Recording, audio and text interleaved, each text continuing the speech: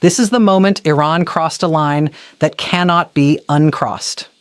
At exactly 11:47 p.m. Eastern Standard Time, Monday, March 9th, 2026, the newly installed Supreme Leader of Iran, Moshe Bakham, delivered a 12-minute address that was broadcast simultaneously across every Iranian state media outlet, every proxy network from Beirut to Baghdad, and transmitted directly to the United States State Department through a Swiss diplomatic back channel.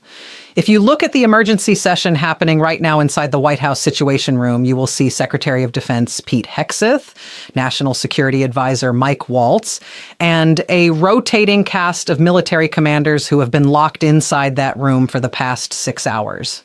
The silence from the building is deafening. No press briefing, no statement, no tweet from the president, nothing, as of 6:00 a.m.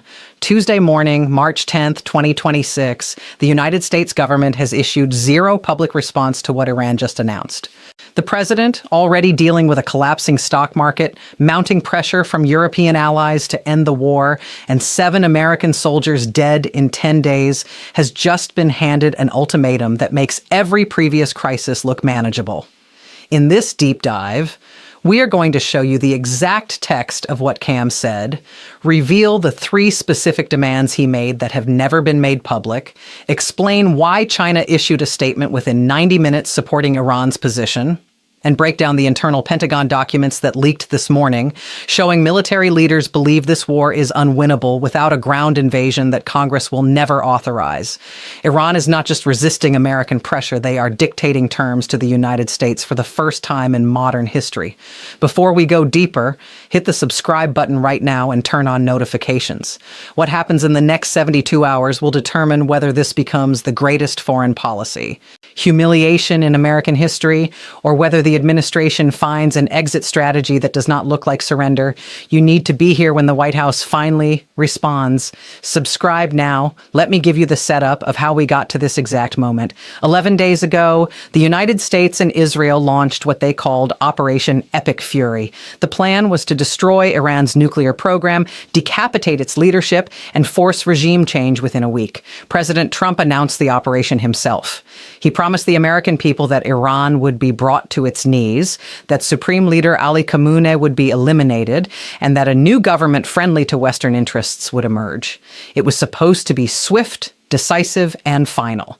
The cost was not supposed to be measured in American lives or in economic chaos. It was supposed to be a surgical operation that demonstrated American military dominance and ended Iran's nuclear ambitions forever. But the gamble was built on a false assumption. The administration assumed that killing Ali Khamenei would create a power vacuum. They assumed competing factions would fight for control. They assumed the Iranian people would welcome regime change. They assumed wrong. Within hours of Ali Khamenei's death, the Islamic Revolutionary Guard Corps had already made their decision. They installed his son Mushta as the new supreme leader before the dust had settled in Thrawn. There was no power struggle. There was no vacuum. There was only a smooth military-backed transition to a leader who was younger, more radical, and more willing to escalate than his father ever was. The plan that was supposed to end in victory has instead produced a crisis that is spiraling in directions the White House never prepared for. At 11:47 p.m. last night, everything changed again. Moshe Bakham addressed the Iranian people for 12 minutes, but he was not speaking to the Iranian people. Every word was aimed directly at Washington. For the first 6 minutes, he recited a list of what he called American crimes: the assassination of his father, the killing of Iranian scientists, the decades of sanctions, the support for Israel, the occupation of Arab lands by American forces. It was standard rhetoric. Then at the 7-minute mark, his tone shifted. He stopped talking about the past and started talking about the future. He laid out 3 demands. The full text of these demands was transmitted to the State Department through Switzerland, Most major networks reported that Iran called for American withdrawal from the Middle East. That is accurate but incomplete. What they did not report is the specific language Kay used and the exact timeline he gave. Demand 1, all American military forces must begin withdrawal from Iraq, Syria, Kuwait, Bahrain, Qatar, the United Arab Emirates, and Saudi Arabia within 30 days. Not eventually, not after negotiations, within 30 days. Demand 2, the United States must lift every sanction imposed on Iran since 1979, including all banking restrictions, all oil export limitations, and all technology transfer bans within 60 days. Demand 3, the United States must pay reparations to Iran for what KA called the economic war that has cost Iran over $800 billion in lost revenue over the past 4 decades. He set the figure at $500 billion to be paid over 10 years.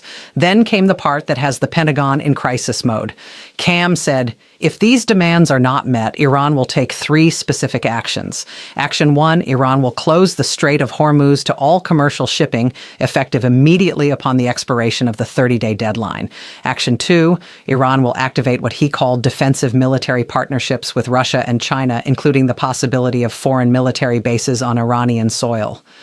Action 3, Iran will exercise its right under international law to develop and deploy a full-spurn nuclear deterrent capability. He did not say Iran would pursue a nuclear weapon. He said Iran would deploy one. That language matters. It suggests they already have it. While Cam was delivering this address, something else was happening. Chinese state media released a statement at exactly 1:15 a.m. Eastern Time. 90 minutes after Kamuna finished speaking.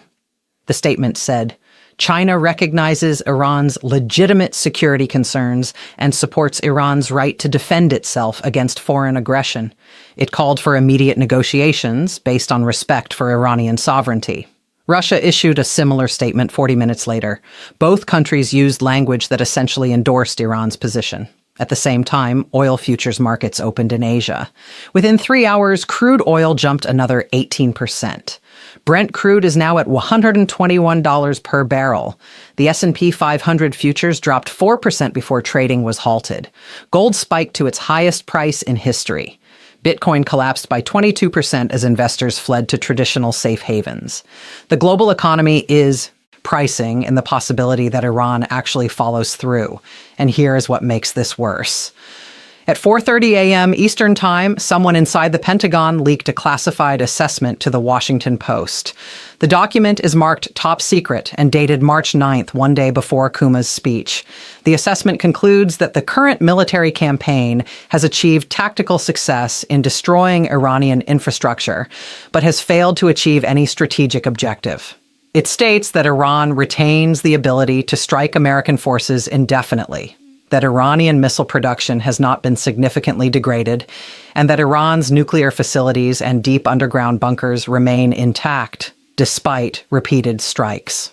The assessment goes further. It says that achieving total military victory would require a ground invasion force of at least 200,000 troops sustained over 18 months at a cost of $3 trillion and an estimated 15,000 American casualties. The conclusion of the document is devastating. It recommends that the administration seek a negotiated settlement within the next 2 weeks before Iran's position strengthens further. Pause. That document was written before Cam made his demands public. The Pentagon already knew this war was unwinnable. Now Iran has put terms on the table that make any American victory claim impossible. According to leaks from sources inside the National Security Council, an emergency meeting took place at 1, concluded the President, the Vice President, Secretary of State Marco Rubio, Secretary of Defense Pete Hegseth, National Security Advisor Mike Waltz, and Chairman of the Joint Chiefs of Staff General C.Q. Brown. The topic was simple. How do we respond to Iran without looking like we are surrendering and without starting a war we cannot win? We have learned from multiple sources familiar with the discussion that the meeting became heated. Secretary Rubio argued for immediate rejection of Iran's demands and a massive escalation of airstrikes to force Iran back to the table. Secretary Hego reportedly pushed back hard. He pointed to the leaked Pentagon assessment and said the military does not have the resources to sustain a prolonged campaign while maintaining commitments in Europe and Asia. National Security Advisor Waltz raised the China problem. If the United States rejects negotiations and China openly backs Iran with weapons or financial support, the entire strategic balance in the Middle East shifts permanently. General Brown made the situation worse. He told the room that if Iran closes the Strait of Hormuz, the United States has two options: accept it or go to war to reopen it. Going to war to reopen it means striking Iranian coastal defenses, which means hitting Russian-made S-400 missile systems, which means the possibility of Russian casualties, which means the risk of direct confrontation with a nuclear power. The president asked one question: can we win this? Without putting American boots on the ground in Iran? General Brown's answer, according to 3 people in the room, was no.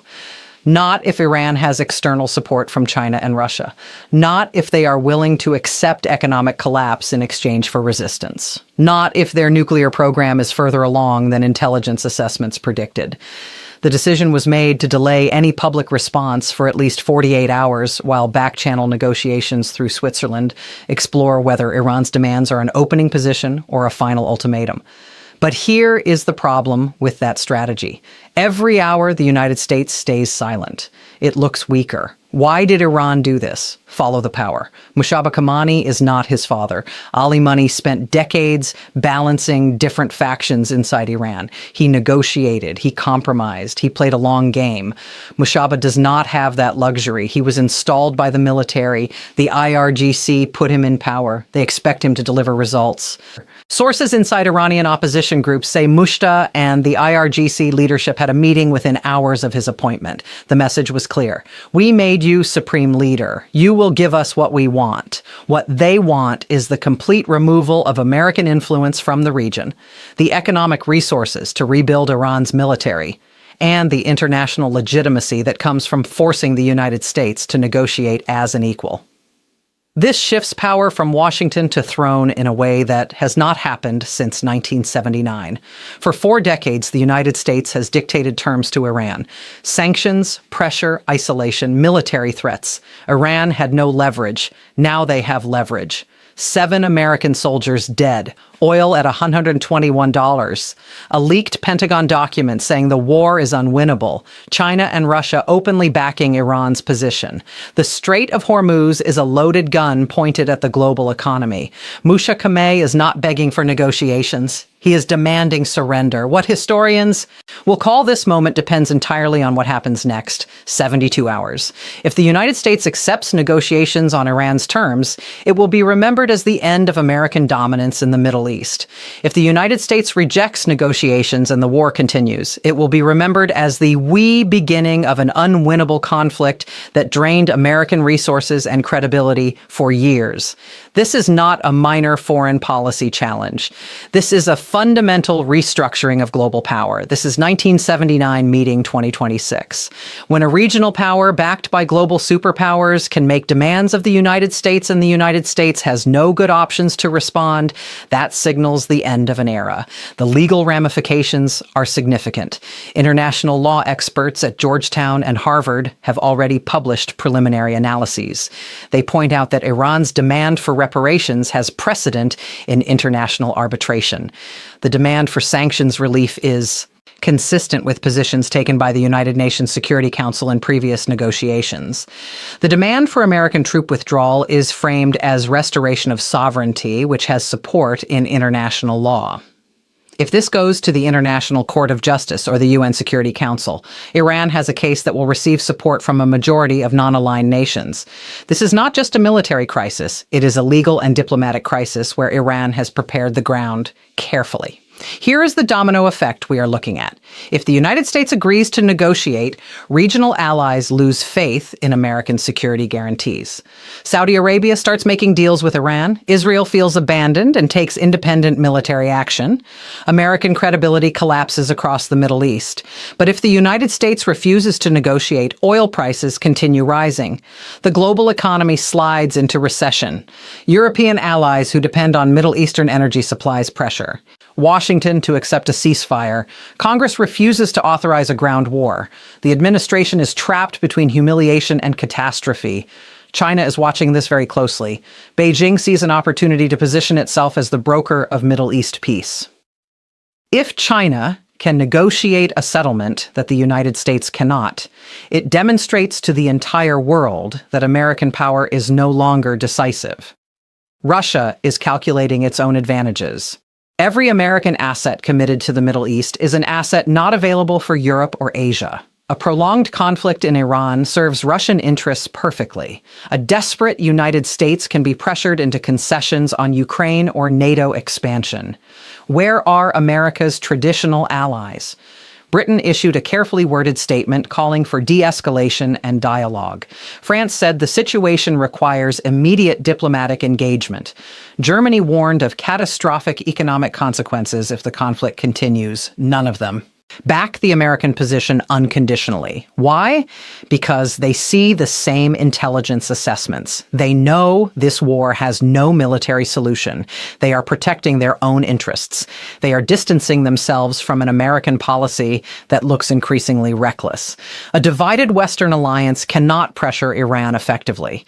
Reports from sources close to the administration describe a president who is isolated and angry. He is reportedly obsessing over the leaked Pentagon document demanding to know who is responsible. He keeps asking his advisors why Iran is still fighting if we destroyed their infrastructure. He is experiencing what defense analysts called the reality gap. The gap between what he was promised this operation would achieve and what it has actually achieved. Staff are limiting his media exposure. They are controlling who gets access to him. They are trying to prevent him from making statements that box the administration into positions it cannot sustain. The oil price spike is not just a number on a screen. It is real pain hitting American consumers and businesses. Gas prices are up 60 cents per gallon in 10 days. Airlines are announcing fare increases and route cancellations. Shipping costs are surging. Inflation that was finally coming under control is spiking again.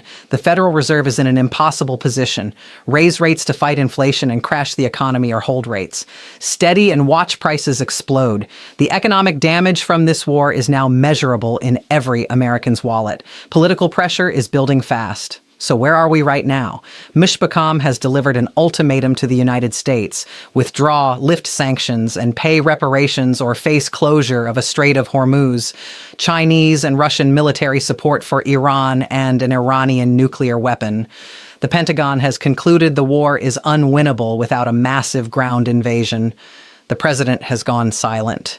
Oil is at 121. The global economy is pricing in disaster. China and Russia are backing Iran. European allies are hedging, and the clock is ticking on a 30-day deadline that the administration has no strategy to address. He wanted to project strength. He ended up revealing weakness. You cannot spin the Pentagon's own classified assessment. You cannot spin oil prices. You cannot spin the fact that Iran is making demands. And the United States has no response. Reality has a way of asserting itself. The reality is that killing one leader did not end the Iranian government. It created a more radical successor. The reality is that airstrikes did not break Iran's will. They hardened it. The reality is that American military power, as vast as it is, cannot solve every problem. Some conflicts have no military solution. As we head into the next 48 hours, expect desperate attempts to find a face-saving exit. The administration will try to claim that any negotiations were always part of the plan. They will try to redefine victory. They will try to spin withdrawal as strategic repositioning. But here is what cannot be undone. Iran forced the United States to the negotiating table by surviving the initial assault and then making demands backed by credible threats. When a regional power can do that to a global superpower, the balance has shifted. When that shift happens publicly with the whole world watching, there is no going back to the old arrangement. subscribe. We will be monitoring the Swiss back-channel communications that are happening right now between American and Iranian diplomats. If the administration makes any statement in the next 48 hours, we will break down exactly what the language reveals about their strategy. When the 30-day deadline starts approaching, we will track every move Iran makes toward the Strait of Hormuz. This is history happening in real time. The decisions made in the next 72 hours will define American foreign policy for the next decade. Stay with this channel. Turn on notifications. When the White House breaks its silence, when Iran makes its next move, when the economic pressure becomes unbearable, I will be here covering every document, every statement, every development as it happens. This is the moment American power met a challenge it cannot overcome with force alone. Watch closely.